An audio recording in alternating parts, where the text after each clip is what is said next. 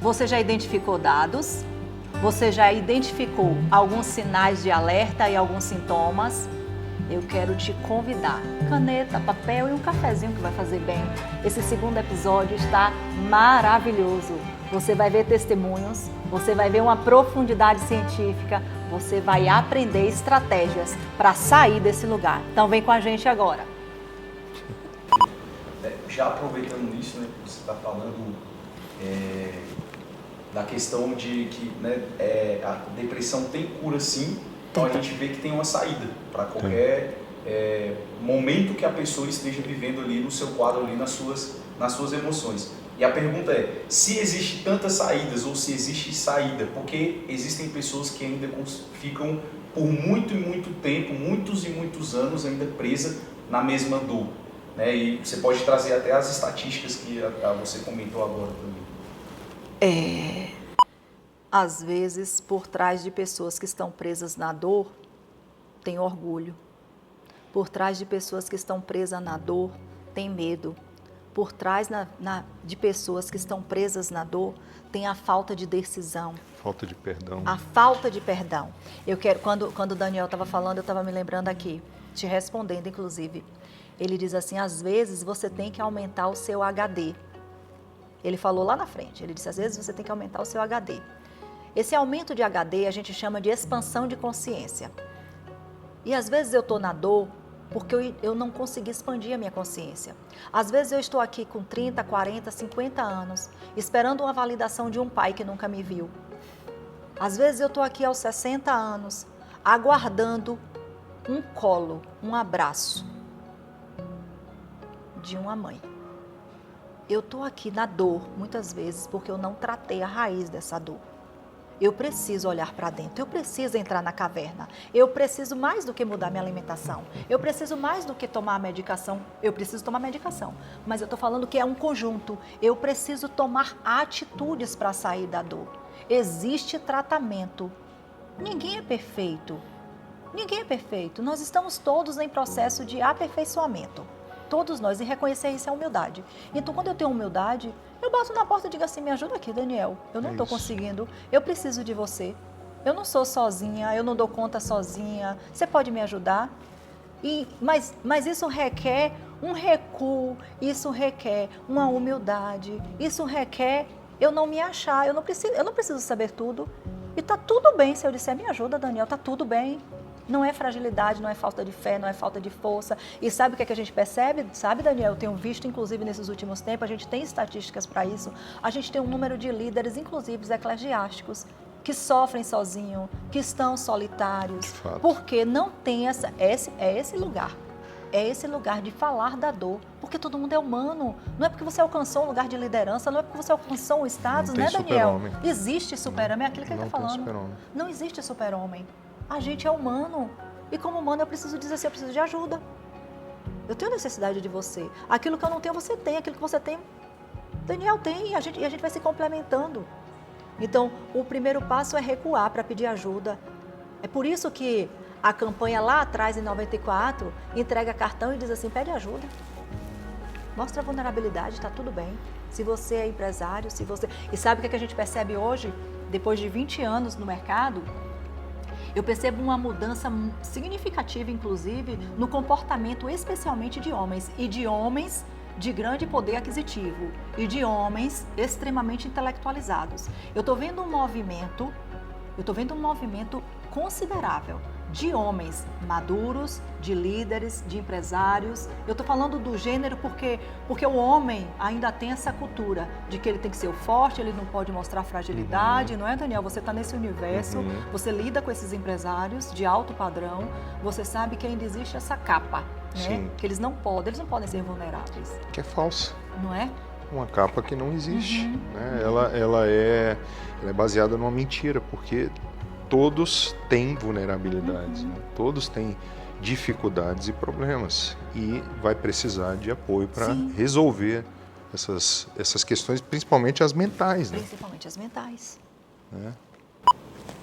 Na opinião de você, Daniel, sobre a questão de princípios, né, que a gente está conversando muito sobre essa questão da espiritualidade, da fé e tudo mais, né, que a Aline comentou sobre que não é a busca por um dinheiro, mas é a busca por falta de algo que sofreu na infância. De uma aprovação, exatamente. né? Como eu comentei na pergunta, que passou meio despercebida, mas eu quero voltar nela, que a Bíblia fala, né, que do que adianta a gente ganhar o mundo inteiro e perder a nossa própria alma. E a pergunta é a seguinte: a gente quebrando princípios para poder alcançar esse sucesso, que é o dinheiro que está mascarado por outras coisas por detrás disso, nos ajuda a nos colocar numa situação dessa de depressão, nos impulsiona para ficar mais próximo da tristeza?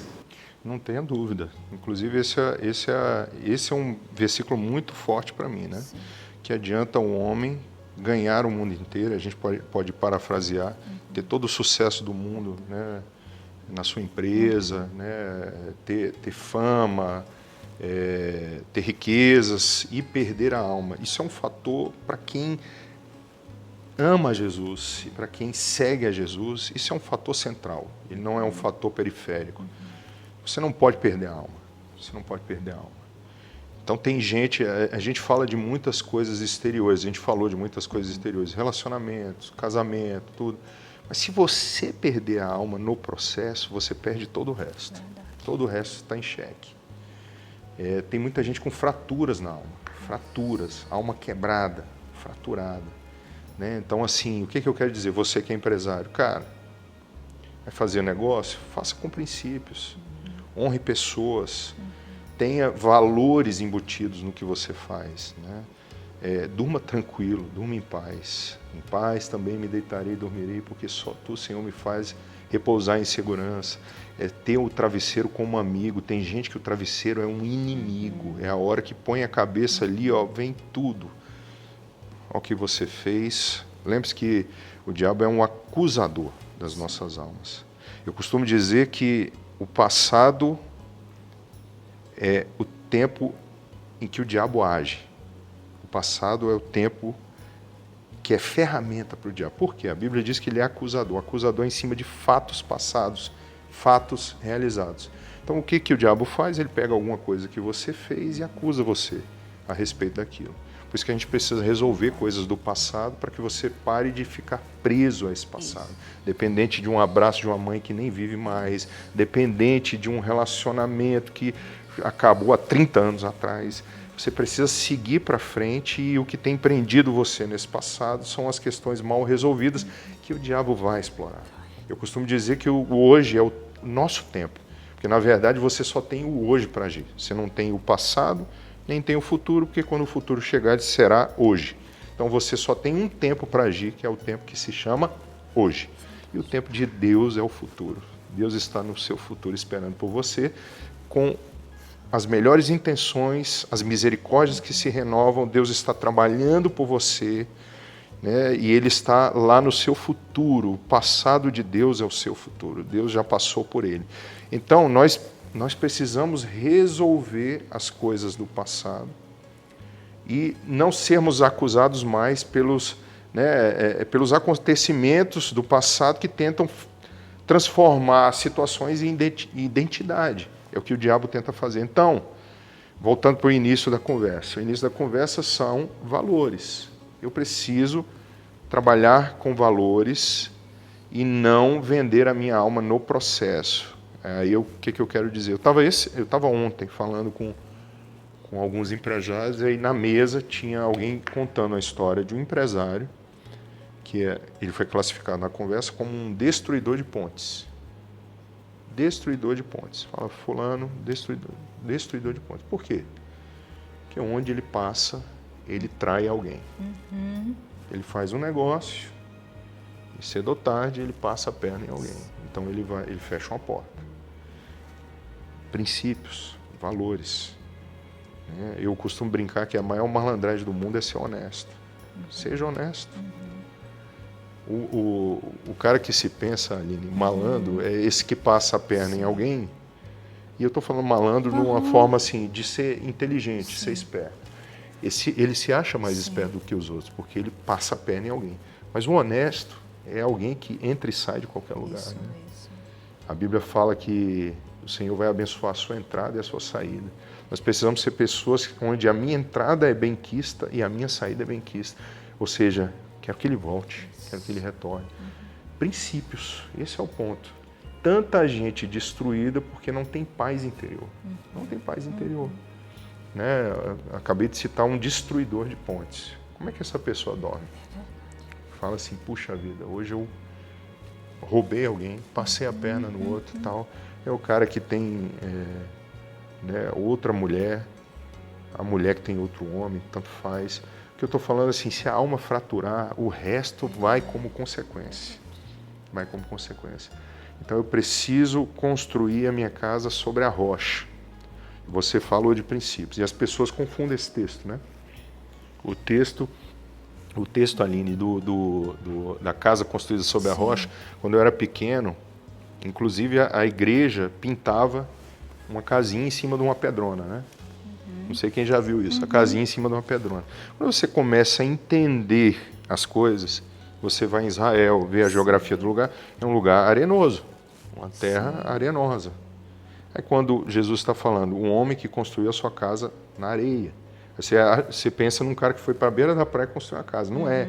É que ele não cavou fundo. A casa não tinha alicerces, não tinha o primordial ou o principal, os princípios e valores. Então eu preciso cavar fundo. Se eu ficar na superficialidade, se eu não me esforçar para ter pilares firmes na existência, vai ruir tudo. O texto bíblico diz que vindo as chuvas e a tempestade, os ventos, deram com ímpeto contra aquela casa, porque problema não vem pedindo licença. Isso. Problema vem que vem. Vem para arrebentar. Se eu estou firme, firmado em princípios, valores, né, guiado por um propósito, eu posso suportar qualquer coisa. É Nietzsche que disse, né? Quem tem um grande porquê pode suportar qualquer como. Então tem gente que não tem porquê e está, né, sendo lançado de um lado para o outro na vida. O que eu deixo para você hoje é isso, princípios. Haja por princípios, seja visto pela maior plateia do mundo. A maior plateia do mundo, Salmos 19:14, fala: as palavras dos meus lábios, o meditar do meu coração sejam agradáveis em tua presença, Senhor, rocha minha, redentor meu. Ele é a plateia que interessa. Ele é a plateia que interessa.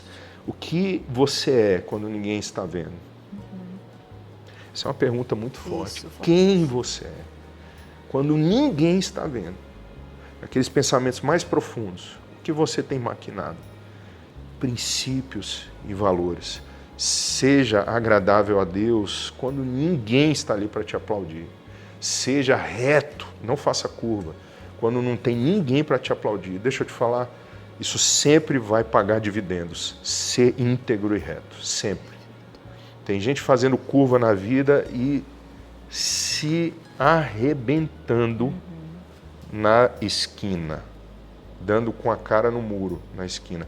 Seja reto em tudo que você faz. Né, doutora? Plenamente, isso traz saúde para a mente. E a própria Bíblia diz, né, que traz saúde para a mente e traz saúde para o corpo, né? Uma mente sã traz um corpo são. Quando você não quebra princípios, você traz saúde mental para a sua vida. E enquanto você está falando, eu pensei aqui, como é que uma pessoa que está presa em dores, presas em passados, destruindo, construindo muros, desfazendo pontes, como pode estar uma alma, como pode estar uma saúde mental de uma pessoa dessa? O que é que está cometendo? Por que será que a gente está com índices tão altos? Porque a gente tem muita gente também destruindo. Destruidores de pontes. Destruidores, né? De pontes. Você veja que um destruidor de ponte, ele vai acabar só. Ele acaba sozinho. Acaba só. Ele queima o contato dele com o próximo. Mas isso tem relação, uma pessoa com esse perfil está falando muito de quem é ele, de que lugar ele está internamente.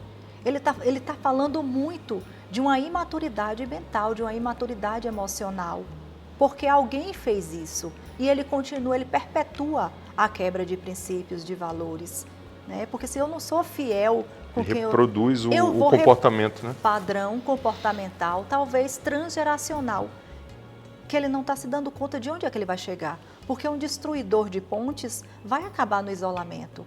E por que será que a gente está com índices tão altos? Será que eu estou construindo? Será que eu estou desfazendo? Onde é que eu preciso recalcular? Quais são as curvas que eu preciso fazer mais amenas na vida? Né? O que meu corpo está gritando? O que a minha mente está gritando? Tem gritos. Tem gritos aqui no comportamento. O comportamento pode gritar. As emoções gritam. Essas destruições, elas têm preço. Tem preço. Elas têm preço, não são gratuitas. É ao preço da alma, né? Ele está queimando a alma dele fazendo isso. Ninguém faz isso sem destruir a si mesmo, né? Ninguém faz. E isso acomete porque ela chega mais perto, né? Do quadro depressivo. Tem uma frase que eu escutei bastante que fala o seguinte: uma andorinha voando no céu pode não fazer verão, mas não deixa ela pousar na sua cabeça porque ela pode fazer um ninho. Então isso faz com que as pessoas atropelem os princípios e quando se dão conta, entraram em um sentimento ou num isolamento e estão se encontrando num quadro desse. E já pegando esse gancho, hoje tem muitas pessoas, sejam essas pessoas, né, igual o Daniel falou, destruidoras de pontes, que estão entrando dentro desse quadro, outros que foram acometidas por qualquer outra situação, que estão dentro de um quadro de depressão, que parecem que não conseguem sair de lá, mas meio que tem um preconceito em buscar ajuda de uma psicóloga, de uma terapeuta e tudo mais, ou estão em uma posição que essa posição não o permite, né, pelos olhos de outras pessoas, a buscarem essa ajuda.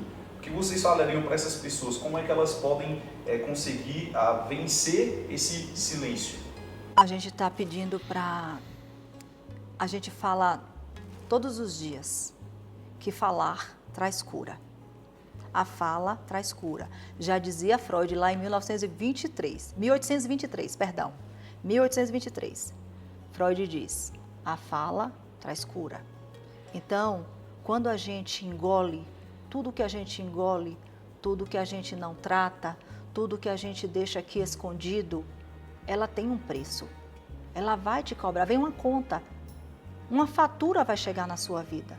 Então eu ouso dizer que é melhor a gente passar o cartão e pagar o cartão. Porque se eu acumulo uma fatura de 20, 30 anos, que conta eu quero pagar? É mais inteligente, eu vou ousar dizer que é mais sábio você pedir ajuda. Aí a gente está falando de estigmas que precisam ser quebrados, de tabus que precisam ser quebrados, né? A Bíblia diz assim, eu gosto desse versículo porque esse versículo para mim se aplica em tudo. Quando a gente conhece verdade, a verdade liberta a gente. A Bíblia é fantástica, por isso que a Bíblia é a Bíblia. É o manual. É o manual. Quando a gente conhece a verdade nos liberta. Às vezes, a gente vê uma pessoa presa e às vezes ela não tem nem noção e às vezes é um grande empresário de sucesso, às vezes é uma pessoa com status muito bom, mas presa, por exemplo, num sentimento de rejeição. Então a gente já sabe quais são os desdobramentos de rejeição. Rejeição, destruição, eu preciso aumentar o HD, eu preciso expandir a minha consciência. Eu só faço isso quando eu paro para me escutar, quando eu olho para dentro. Quantas vezes Jesus olhou para dentro? Por que Jesus sobe ao monte e fica lá 40 dias? Onde ele estava? Por que Sócrates vai lá atrás, abre sua história dizendo assim, é preciso que você se conheça a si mesmo, conhece-te a ti mesmo. Quando eu não sei quem eu sou levado por qualquer coisa, pelo que o outro diz que eu sou. E isso mexe na identidade. Se mexe na identidade, eu vou desenvolver transtornos, porque eu não vou acreditar, eu não sei quem eu sou, eu sei aquilo que o outro diz que eu sou. Isso traz uma desfiguração no que a gente chama de self, né? No âmago da identidade do sujeito. Se eu tenho uma mácula, se eu tenho uma cicatriz, como ele falou, uma rachadura, uma fissura nessa alma, isso pode estar me definindo e eu nem sou aquilo que foi previsto. Eu estou vivendo pelo que o outro definiu. E às vezes eu estou mascarando, eu estou por trás, inclusive porque também diz a ciência que toda doença tem um objetivo, a doença é um caminho, então a depressão é um caminho. E eu ouso dizer que nós estamos hoje num momento que a gente quer rasgar, que é lugar de cura. Se eu identifico qual é a doença, o que é que está gritando hoje, o que é que está me limitando hoje, o que é que está me trazendo solidão hoje, fazendo um apanhado de tudo que a gente conversou aqui, né? O que é que hoje está moldando e desenhando, caricaturando a Aline, ou Daniel, ou João, ou Lucas? Qual é a caricatura que não é a realidade? Caricatura não é realidade, não é a sua identidade.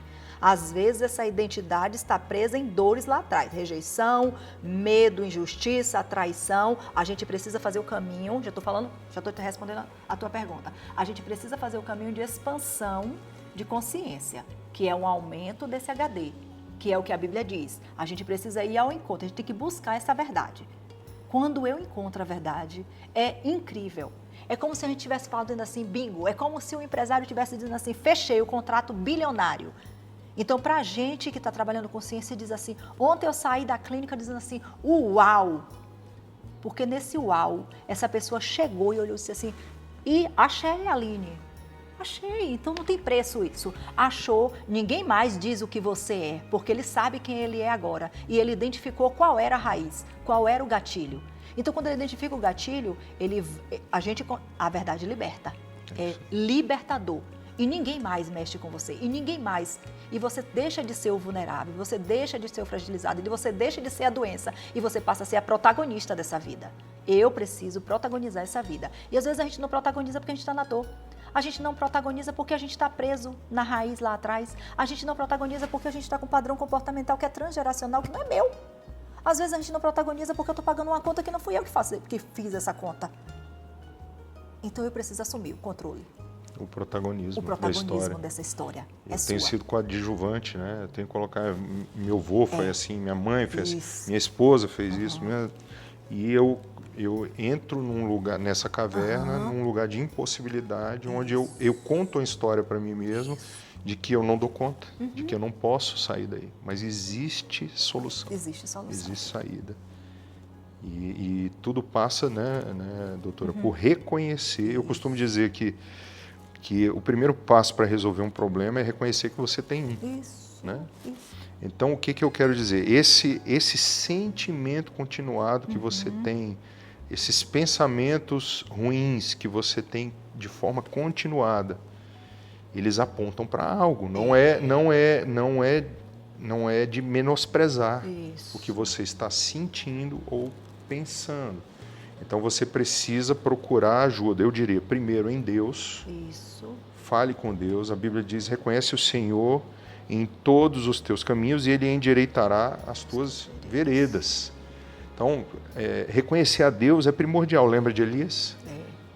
A história dele começa a mudar quando ele conversa com Deus. Ele encontra Deus, inclusive entende onde Deus está, porque às vezes a gente acha que Deus está fazendo uma coisa e está fazendo outra. Ele não estava no fogo, no terremoto, na tempestade, ele estava no cicio suave. Encontrar Deus é primordial para sair da tempestade que você está vivendo. Em segundo lugar, buscar as pessoas, os anjos, as pessoas certas para te ajudar. E falar. Eu lembro sempre eu até postei na época um texto grande sobre isso. Eu lembro sempre daquele acidente de Mariana, dos rejeitos de Mariana, né? Da Samarco, se eu não me engano. Em Minas Gerais, teve aquele acidente que uma barragem se rompeu com rejeitos de exploração mineral. O que são rejeitos? Lixo. Lixo mineral. Lixo. Sabe o que aconteceu em Mariana? Anos de lixo sendo acumulado até que um dia a barragem estourou. E foi uma destruição sem precedentes. O que eu quero usar para dizer para você algo, quero mostrar para você que talvez a sua vida esteja como essa barragem, acumulando lixo e você não está colocando isso para fora. É primordial que você busque apoio e ajuda urgentemente antes que isso vire ímpeto, né? Isso. Que você colocou aqui. Antes que venha a impulsividade e a barragem estoure e seja destruidor. Você vai buscar,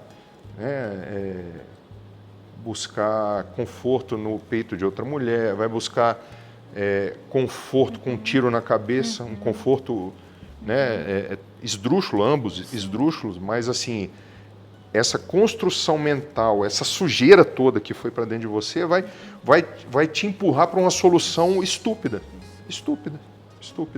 E você vai acabar perdendo tudo pelo que você lutou até hoje.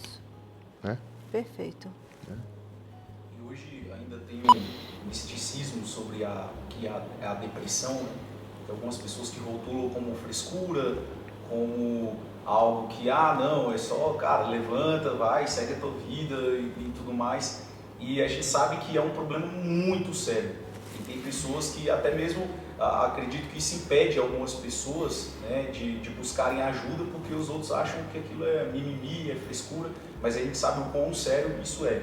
Então, Aline, dentro disso tudo, né, você falou que tem alguns números, alguns dados sobre a depressão em si. Eu queria que você falasse um pouquinho sobre essa questão da importância de a gente dar importância para buscar ajuda da depressão, que ela não é uma doença simples, é algo que realmente pode custar uma vida, como nós estamos falando aqui. Então, a importância de tratar ela da forma séria como ela realmente é. Depressão, inclusive, você falou uma coisa aqui, eu acho que vale a pena a gente dar um destaque aqui. Se eu não vou ajudar, eu não atrapalho.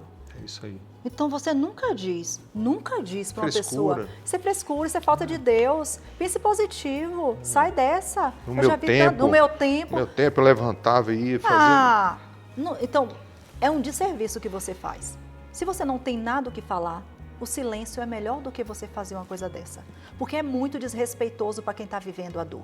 É muito desrespeitoso e você impossibilita, atrapalha, atrasa que essa pessoa encontre a pessoa profissional que precisa cuidar. Que ele encontre o amigo adequado que possa ouvir. Existem alguns princípios que a gente chama de protocolo de segurança psicológica que a gente precisa fazer, né? E que eu acho que cabe para qualquer pessoa aqui. Então, eu observo, eu escuto empaticamente, eu entendo você. O que eu falo para uma pessoa é, eu entendo você. Eu compreendo o que está doendo. Eu não digo que é besteira. Eu não estou fazendo mimimi, eu não estou lambendo a ferida de ninguém, mas eu estou sendo respeitosa com a dor do outro, Sim. Porque eu não sou, quem sou eu para mensurar o tamanho da dor do outro? Então eu preciso ser empática, isso faz parte de um padrão. A gente precisa ser empático no observar, no acolher, no falar e no oferecer ajuda. O que eu posso fazer? Às vezes uma pessoa que está num quadro depressivo, a depressão ela tem estágios, ela tem estágio leve, moderado e ela tem estágios muito severos. Então, a depender do estágio que essa pessoa esteja, ela não tem a condição de se levantar. Ela não tem a condição. Eu já tive familiar, eu tive um avô que teve um processo depressivo e uma depressão psicótica, porque a depressão também tem níveis e tem quadros depressivos. Então, ele teve um processo depressivo e essa depressão teve que ser tratada em caráter de urgência. A pessoa, às vezes, está lá em depressão, ela não tem força. E não é falta de fé, e não é porque ela não é menos Deus. Então, eu ofereço ajuda às vezes, o fato de marcar uma consulta, de dizer eu vou com você, já é um caminho para aquela pessoa. A gente precisa nós precisamos nos dispor a sermos usados em qualquer instância, em qualquer lugar que eu estiver, porque às vezes você não precisa ser o psicólogo, mas você pode ser aquele que diz assim, você já marcou um psiquiatra? Você já procurou um médico? Você já foi num psicólogo? Você já procurou um profissional? Conversar é a melhor opção. Agora, encaminhar, ajudar é minha missão, é a missão do Daniel, é sua missão. A gente pode. E ninguém se julgue. Hoje sou eu, Daniel pode precisar, amanhã Daniel pode... E essa é a vida. Então, quando a gente sai desse espectro de é bobagem, é falta de fé, na minha época não era assim, eu estou atrapalhando o processo de cura dessa pessoa. Essa pessoa precisa de um ambiente seguro, de um ambiente para tratar o físico, tratar o mental, de organizar, de equilibrar, colocar de novo, lembra dos pratos que ele falou? De equilibrar esses pratos da vida, porque às vezes a dor não consegue deixar aquela pessoa se mobilizar, se movimentar de um lugar para outro. Às vezes é muito pesado, gente. Tem quadros muito severos. E quem sou eu para julgar? Então não julga, não critica, não disfarça, não desdém, não se compare, não compare ele com outra pessoa. É muito difícil para quem está do lado de lá. É muito vergonhoso muitas vezes. Às vezes é uma baixa energética tão grande que muitas vezes ele está falando assim, a gente tem insônia, mas a gente pode ter uma hipersonia e a pessoa não consegue nem levantar de uma cama, poxa. Então quem sou eu aqui? Eu posso dar a mão, então eu não preciso julgar, eu não preciso criticar. Então, ela é uma soma de pressões, predisposições internas, silêncios prolongados. Então, é multifatorial e a gente simplificar isso é um erro que custa vida. Pode custar uma vida se eu simplifico demais. Demais. Isso que você está falando, eu me lembrei da parábola do próximo, né? Sim. Que Jesus fala que Jesus está falando, amarás ao teu próximo, amarás o Senhor teu Deus sobre todas as coisas e ao teu Sim. próximo como a ti mesmo. Aí alguém faz a pergunta, quem é o meu próximo? Perfeito. Porque as pessoas sempre querem delimitar para onde o meu favor flui.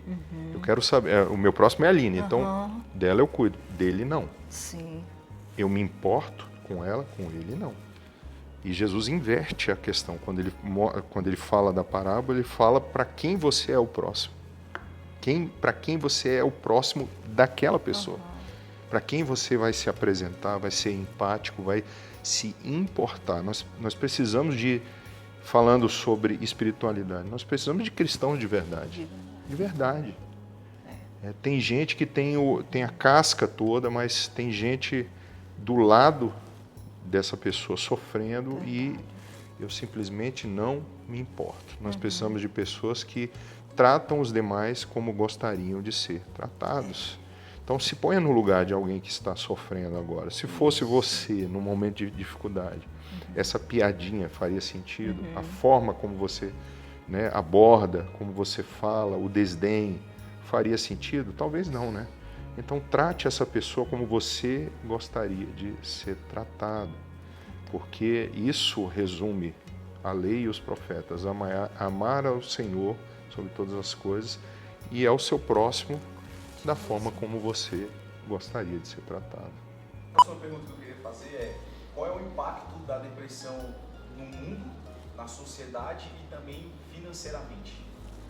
É devastador, né?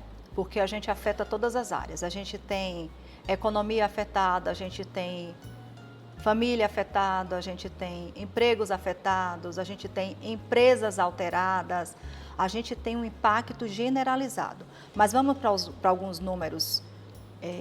O que é que mostra, né, o relatório mundial de saúde mental? Diz que essas condições, por exemplo, custaram para a economia mundial 2,5 trilhões, Daniel, em 2010. Vamos lá? O ano é 2010. Quando a gente soma isso à perda da produtividade econômica, chega a 1,7 trilhão. Os custos diretos com assistência médica, 0,8 trilhão. Então, previa-se, por exemplo, que esse custo aumentaria para 6 trilhões. A previsão é esse, que até 2030, 6 trilhões, olha o impacto. Será que isso afeta pouco ou muito? Será que isso diz respeito a gente? Por que será que a gente tira esse tempo para a gente falar da urgência de cuidar da nossa saúde mental? Porque não se trata apenas de dados que vão acometer a saúde, mas vão ter impacto em todas as esferas da sociedade. A gente não está falando apenas de Brasil, a gente está falando de uma economia mundial. A gente está falando e também do Brasil, que nos diz respeito. Mas a gente também viaja, a gente também usufrui de outros lugares, a gente também recebe outras pessoas aqui. E o comportamento, o sistema de saúde, o seu sistema afeta a mim. Vamos pensar que eu sou usuária de uma lanchonete, eu sou usuária de um restaurante, eu sou usuária de um hospital, eu sou usuária de vários serviços, nós somos usuários de vários serviços. Eu preciso de cabeleireiro, eu preciso de saúde, eu preciso de hospital. Quantos serviços nós usamos? Quem são e como estão as pessoas a quem estamos servindo e quem está nos servindo também? Sim. é generalizado, é muito maior do que a gente pode pensar. Porque eu posso estar conversando com um potencial doente, eu posso estar conversando, eu posso estar dirigindo, preste atenção. Meus filhos vão para a escola, seus filhos vão para a escola, nossos filhos, nós estamos no trânsito. Ontem, olha o caso específico, ontem eu estava conversando com uma pessoa e ela diz assim, eu saí sábado, domingo, bebi o dia inteiro e domingo, depois de X horas, lá pela madrugada, resolvi com os meus amigos ir até Pirenópolis. Aí eu fiz assim, depois de beber, eu poderia estar indo a Pirenópolis naquele momento. Você poderia ter ido. E acidentes acontecem? E por que acontecem? Aí eu questionei, aí eu aproveitei, provoquei, estou no Setembro Amarelo, eu provoquei e disse assim, você já parou para pensar que o seu comportamento é um comportamento de risco? Você já parou para pensar o que está por trás de uma pessoa que bebe muito? Eu estou falando do impacto, olha, a gente está falando de saúde mental. Sim. Olha o impacto. Não é só sobre a minha casa, sobre os meus filhos, eu cuidar. É por isso que ele falou do quem é o próximo. Aí a pessoa parou e fez assim, Aline, eu não parei para pensar nisso. Eu coloquei a minha vida em risco, eu coloquei a vida dos outros em risco. Aí ele diz assim, Aline, você me levou a refletir. No fundo, eu estava cometendo um suicídio, né? Olha só. Entende? Aí volta um pouquinho, ele diz assim, eu não estou bem. Eu não estou bem. Eu não estou legal há algum tempo. Você entende que a pessoa não se dá nem conta de que comportamentos de risco, e a gente vê comportamentos de risco, quando um jovem pega um carro e faz e coloca 180 numa via que só pode usar 80 km por hora, ele está contra a vida dele, mas também está contra a sua vida, porque você pode estar vindo da festa de aniversário, você está vindo de um culto, você pode estar vindo de um restaurante com a sua família. Verdade. Ei, isso é uma questão de saúde pública. Isso diz respeito a mim, ao Daniel, a todo mundo, porque todos nós estamos. Então, é o amor ao próximo. Eu preciso olhar quais são os comportamentos de riscos que estão aqui. Uma pessoa ultrapassar uma velocidade, ele está assumindo um risco. Uma pessoa beber e pegar um carro para dirigir, ele está assumindo um risco. E talvez ele não se dê conta de que ele já está manifestando algum sinal. Então, é por isso que esse documentário vai servir e vai alertar quais são os comportamentos de risco que eu não estou nem me dando conta. Porque, às vezes, a depressão chega de forma muito sutil. A depressão não vem de uma vez. São alguns comportamentos, olha, a gente viu que é fisiológico, a gente viu que é emocional, são multifacetas. E num comportamento desse, ele pode afetar a mim, a você, e ele afeta a economia, porque vai ser mais um doente que vai chegar no hospital, vai ser mais custo para a saúde pública. Ei, a pessoa não desceu. Você torna alguém produtivo improdutivo. Você torna alguém produtivo improdutivo. Entende como é grave, como é grande e como é muito mais profundo do que a gente... Agora, quantas vidas serão alcançadas? Quantas vidas começam a refletir a partir do que a gente traz? A gente está fazendo uma grande provocação aqui hoje. Não é verdade, Daniel? É verdade. Nosso objetivo é esse. Onde eu estou? Isso. Para onde eu quero ir? Inclusive, para quem está assistindo, buscar ajuda, inclusive conosco. Isso. Tá? Nós não queremos ser o mensageiro que não se compromete com a mensagem. Perfeito. Né? Então, assim, se você está assistindo esse vídeo e precisa de ajuda, entre em contato.